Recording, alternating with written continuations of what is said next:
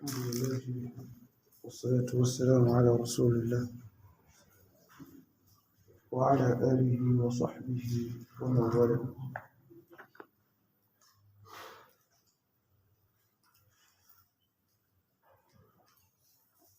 بإذن الله today we will enter on the hadith. Said Bab al-Jihad min al-Iman. That's the chapter that says that jihad, striving or struggling in the cause of Allah, min al-Iman, is part of faith. So with the text, it said حدثنا حرمي بن حفص حدثنا عبد الواحد حدثنا عمارة حدثنا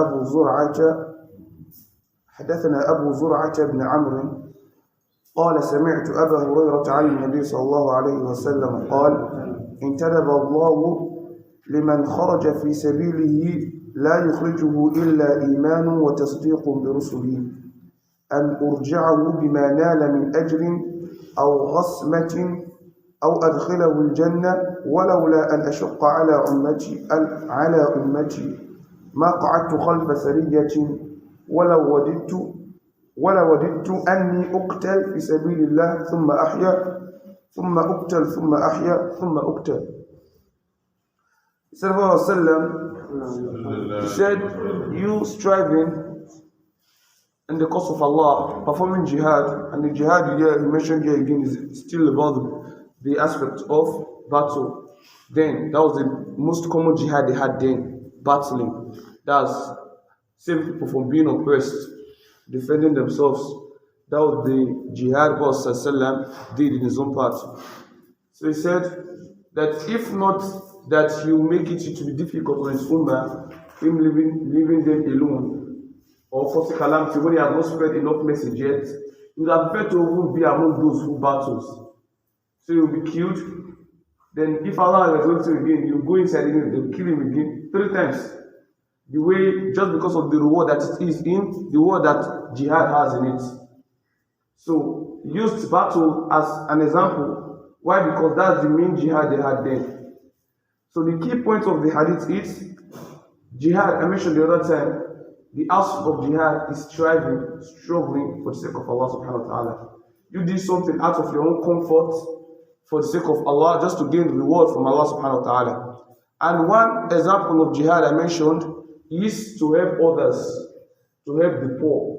For instance, you are a bit wealthy, and you know of an orphan who is struggling on his own. You sponsor the schooling of the person. You give the person feeding. You know of a widow who does not have a husband, you help her sponsor the children. Even if you can't sponsor them in school, you help them feed. Without having any other intention, like you want to marry her or anything. Just have that fear of Allah. Okay, you want to assist people in jihad. Obviously, whenever she gets a husband.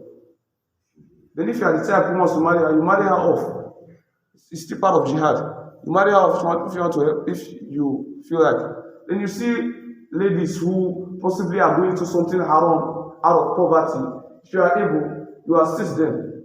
You see boys who are going through frauds out of poverty. If you are able, you assist them and remove them from it before they get into it, if possible. So you assisting people from your own little pocket, despite the hardship, this period is one massive jihad you can do. The jihad then was that of battle. Now we have different type of jihad you can do.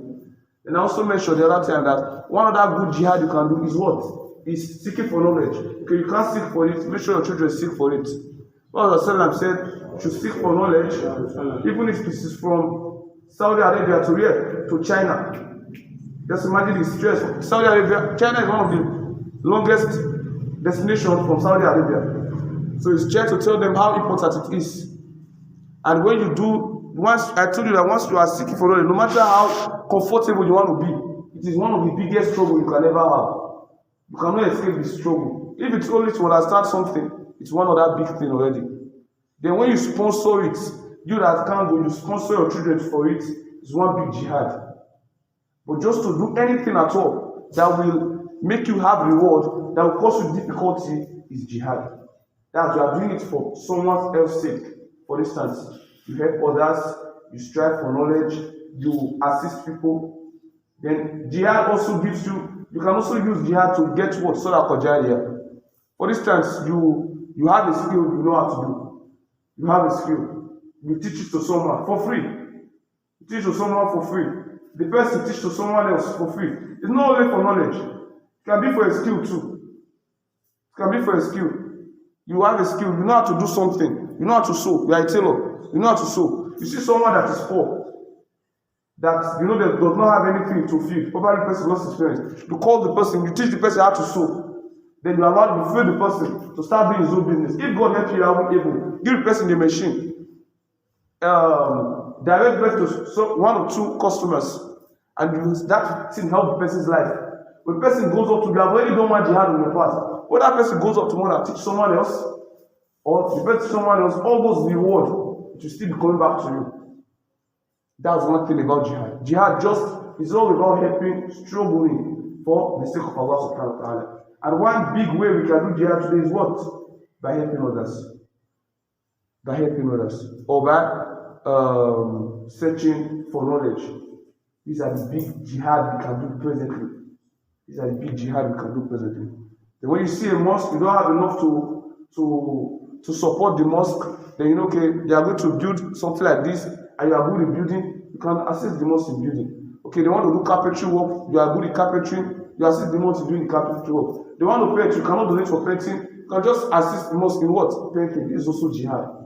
And you have the word. So the Prophet is telling us that if we had known the reward in jihad, if you had known the reward in jihad, that him that knows the reward in jihad, and if not that it will be difficult on his ummah, that he will go into the battlefield, that is, he will go and do jihad the first time, even if it's to get him killed. Then if Allah resurrects him again, he will go inside again and get killed again. That will show you the reward it is in doing jihad, in performing jihad for the sake of Allah subhanahu wa ta'ala.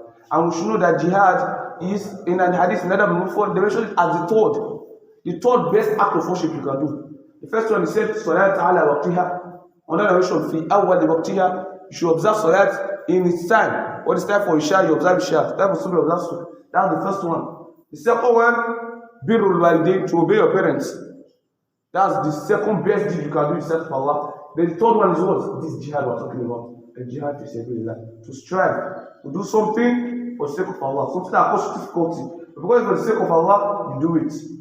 So pray Allah subhanahu wa ta'ala give us the iman to perform jihad. Pray Allah subhanahu wa ta'ala forgive our sins.